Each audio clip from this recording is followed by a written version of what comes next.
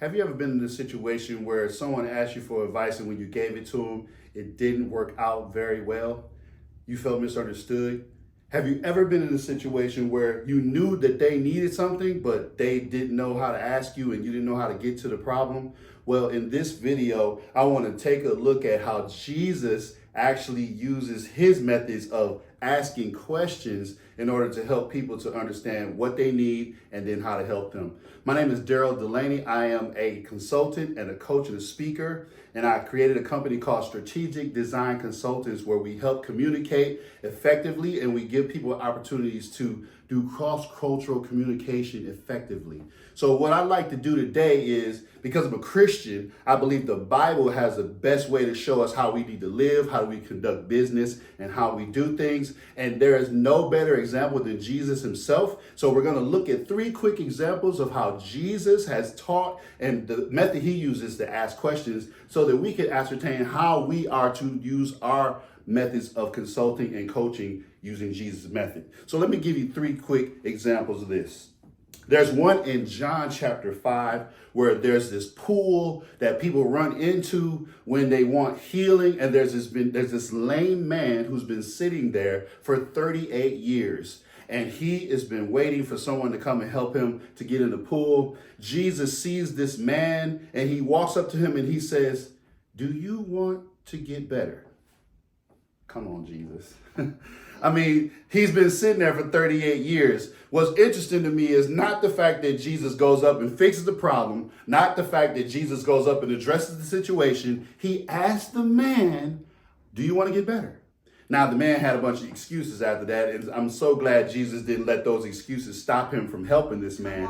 But the point is that he asked the question. The second example I have for you is in Mark chapter 10, where there's this man who is blind on the roadside. His name is Bartimaeus, blind Bartimaeus. So he hears that Jesus is walking by and he yells, "Jesus, Son of David, have mercy on me." Now, everybody around him wants him to be quiet. They want him to they think he's going to get on Jesus' nerves. They think Jesus doesn't have time, but he shouts even louder, "Jesus, Son of David, have mercy on me." So then Jesus calls for the man to come forward.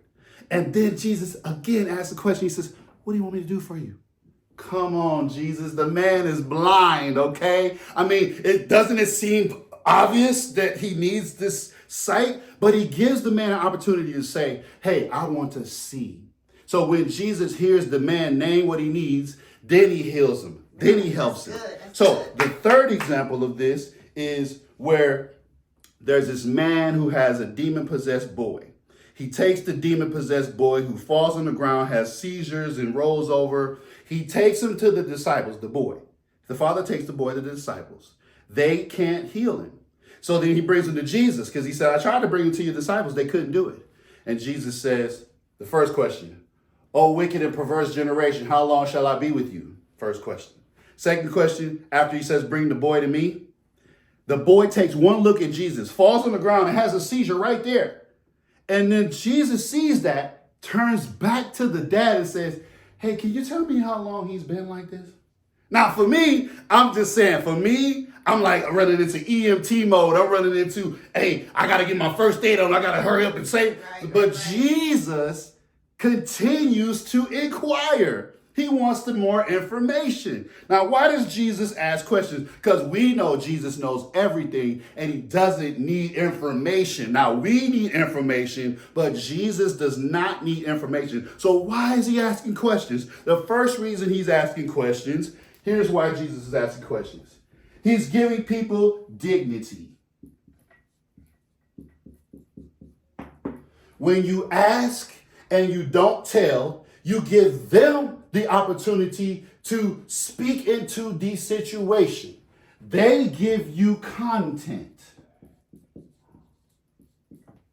So the Bible says if you answer before listening, that's your folly and that's your shame. But Jesus is modeling what you need to do when people come to you for help. You ask questions, you give them the dignity and the respect to have the insight that you don't have into their problem.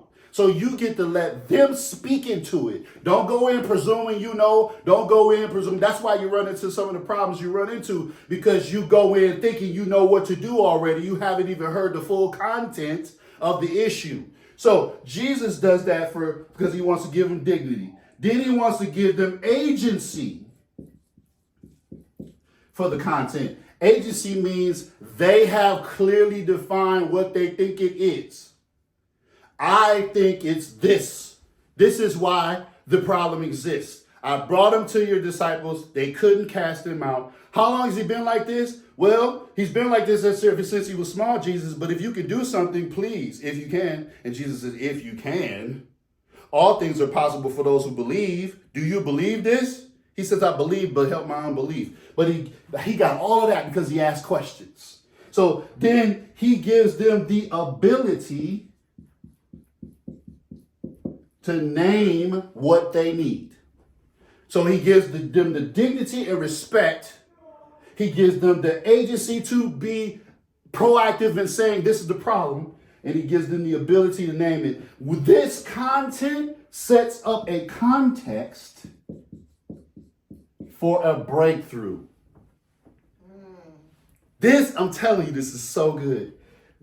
When you ask questions to your client, to your coworker, to your friend, to your lover, to your partner, to a stranger, you give them the opportunity to name the content, and then you get to decide, is this the context in which I help, or is this the context in which I refer, or is this the context in which I address the situation? When the blind man said, I want to see, he gave the content, and that set up the context for Jesus to address his problem. Now, there's a situation that I need you to know in this book I read by Dr. Edgar Schein. It's called Humble Inquiry.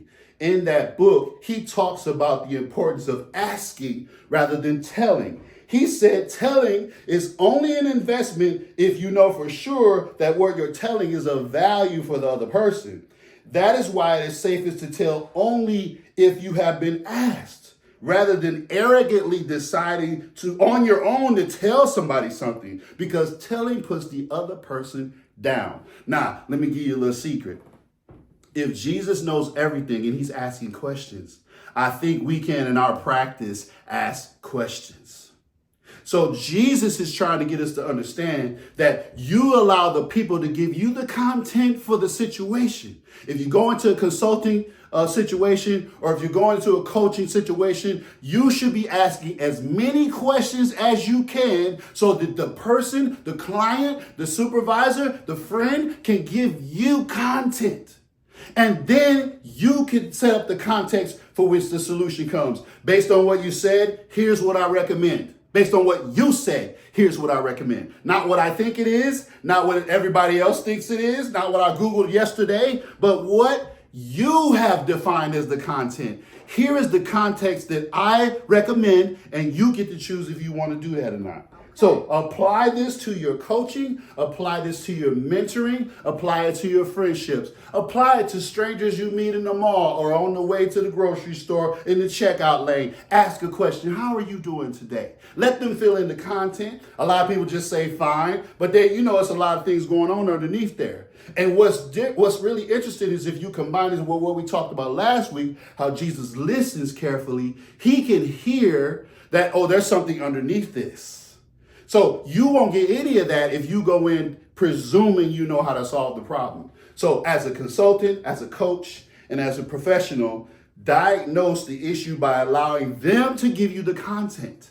And that sets up the context for which you may address it. You give them dignity, you give them agency, and you give them ability when you do that. And if you apply that to your context as an employer, if you're a supervisor, if you're just a best friend, I'm telling you, it will improve your communication and relationships with everyone. So if you enjoyed this video, I'm gonna need you to like, subscribe, share it with your friends. I'm going to come back with week number 3. I know last week I told you I was going to talk about empathy, but there was something else in that listening category that needed to be brought out. And now we ask the questions that had to be explained first. So in week 3, next week, I plan to do this once a week. So I'm coming back next week to give you a video on empathy. and how to connect with your audience and feel what they feel and share with them after you have felt what they have felt. So I want you to come back next week, and I love to see you again. My name is Daryl Delaney. It's been good for you. I want you to like, follow, and subscribe, and share this video with everyone you know, and we'll see you next time. God bless you.